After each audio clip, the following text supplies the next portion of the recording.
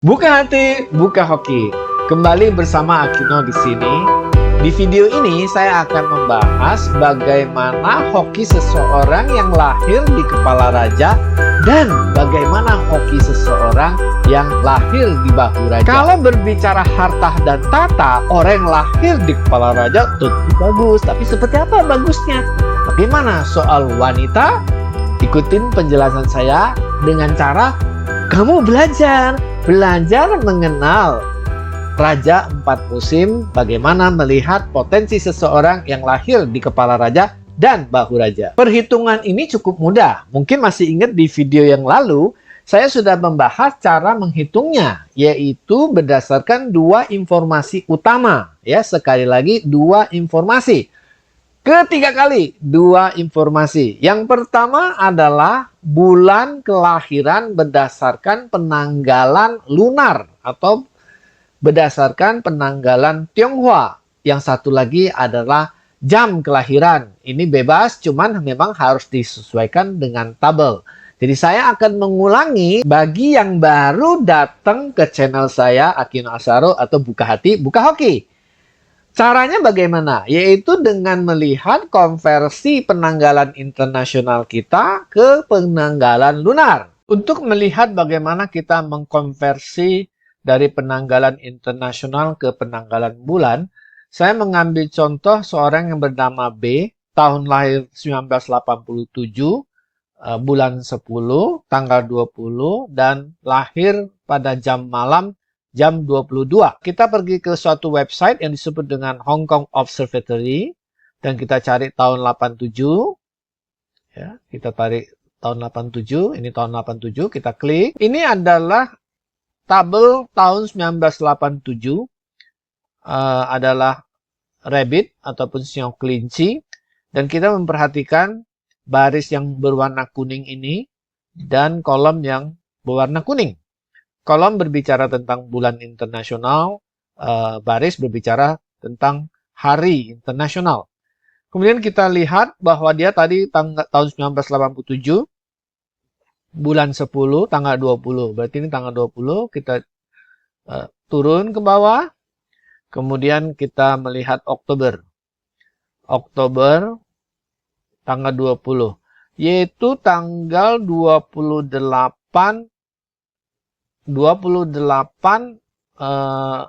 sistem lunar. Tapi apakah dia masuk dalam bulan 10? Nah, kita cek.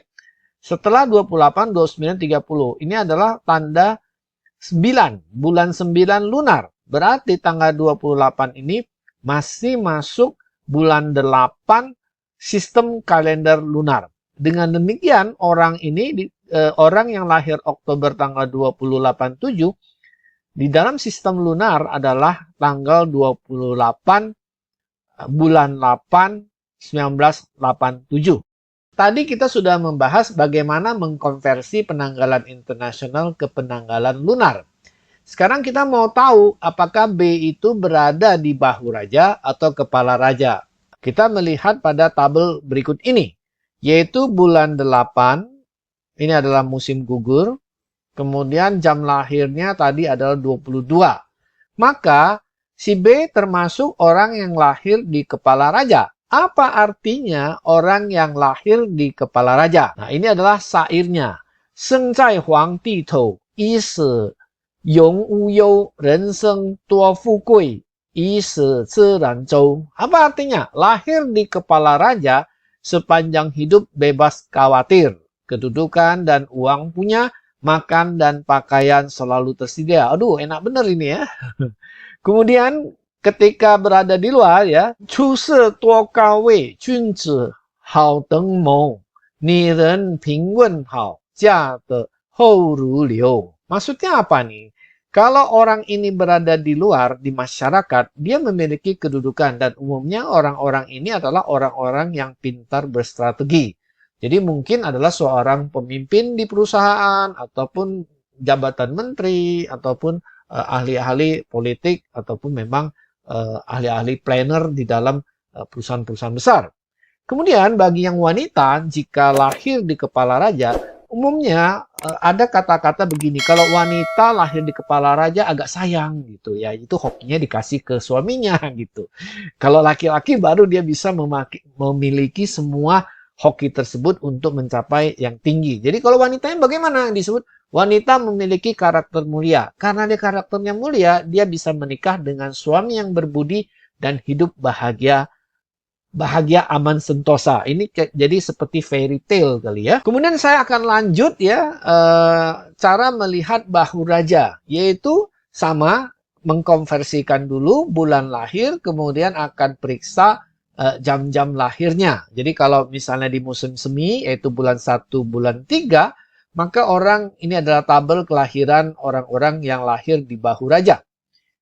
Sebaliknya juga musim panas adalah seperti ini, yaitu jam pagi jam 5 sampai 6.59, kemudian jam sore jam 3 sampai jam 5 kurang 1 menit.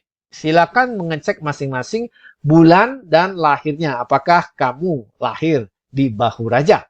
Yang paling penting saya mau membahas apa artinya lahir di bahu raja. Seng zai huangdi jian, yi seng fu wan qian, zhong nian cai bo yu. Er sun gua die mian. Apa maksudnya? Lahir di bahu raja, sepanjang hidup ada uangnya. Jadi dia nggak pernah kekurangan uang ya.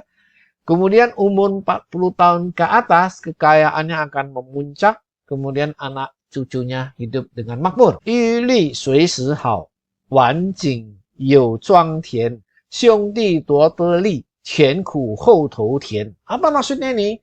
Gaji dan pakaiannya sangat bagus ya. Jadi ini mungkin adalah kan bahu raja. Jadi kemungkinan adalah orang-orang kepercayaan. Jadi kalau soal pakaian mewah, gaji pasti tertinggi di kelasnya. Kemudian di hari tua ada passive income. Jadi waktu hari tua secara alamiah mereka memiliki passive income yang sangat bagus. Kemudian sering disupport oleh kakak dan adik. Ketika awal usaha memang mereka agak pahit. Tapi selalu berakhir dengan manis.